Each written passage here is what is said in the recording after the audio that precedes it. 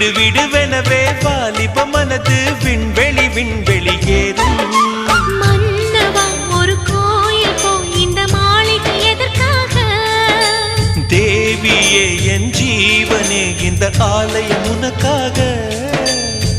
வானில் ஒரு புயல் மழை வந்தால் அழகே என்னை எங்கனம் காப்பாய். கண்ணே உன்னை என் கண்ணில் வைத்து இமைகள் எனும் கதவுகள் அடைப்பேன். சத்தியமாகுமா? நான் சத்தியம் செய்யவா? தொடு தொடுவெனவே வானவில் என்னை தூரத்தில் அழைக்கின்ற நேரம்.